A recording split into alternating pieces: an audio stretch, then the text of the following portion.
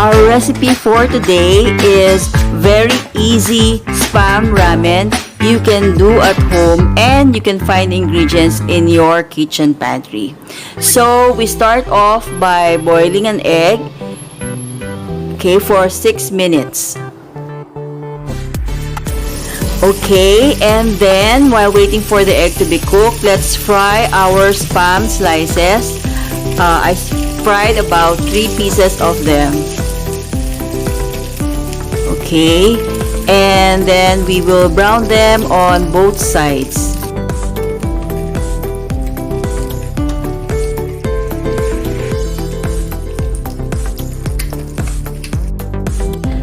Next, this is our ramen pot, and we will add around 1 to 2 teaspoons of cooking oil. I use olive oil for this.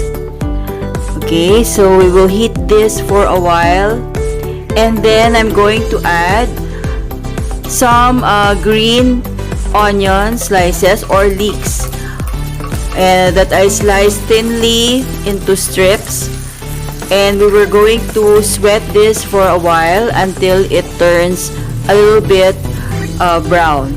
Okay, this should be on a low fire since we're making a soup. And then I'm going to add our next ingredient, which is 4 cups of chicken broth. And you can use just water, plain water, 4 cups of water, and then you can add chicken cube. Okay, and then you will just boil this so that the flavor from the green onions will go to our chicken broth. Meanwhile, while we wait for our broth to boil, we now prepare the sauce. This is 1 tablespoon of gochuchang. If you don't have gochuchang, chili flakes will do. And then you add just 1 clove of garlic that you chop.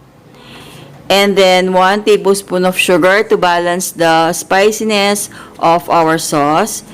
And then you add 1 tablespoon of soy sauce. Okay, and then to balance everything out again, we're going to add 1 teaspoon of vinegar. You can also add a teaspoon of sesame oil if you want to. Okay, and then we'll just mix this all together and set it aside.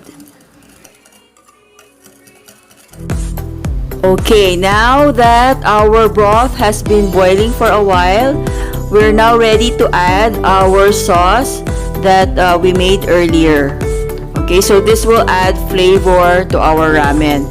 Remember that we will only use the noodle part of our instant noodle pack. We're not going to use the seasoning packs inside the ramen pack. Okay, so we will dissolve this together, the sauce, to our chicken broth. And we're going to boil this again for a few minutes.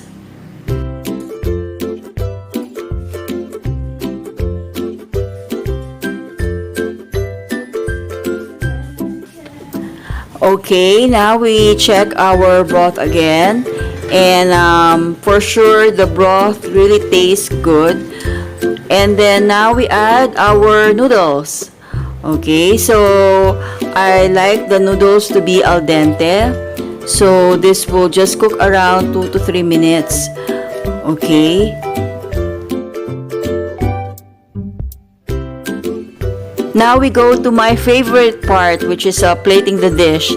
So in a ramen bowl, we will add our noodles that were cooked al dente. Okay. And then we're going to add our next ingredient, which is our broth.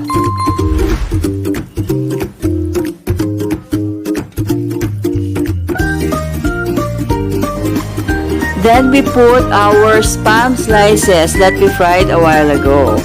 So don't you know that fried spam goes well with ramen. And then this is black seaweeds that I bought for just only 10 pesos, the small pack, and then I cut this into strips. Okay, so this will add flavor. And don't forget the egg that we boiled a while ago, which I cut into 2. there, and then we garnish it with some leeks also. And now this is our finished dish, our easy spam ramen, which you can do at home. No need to go to fancy restaurants.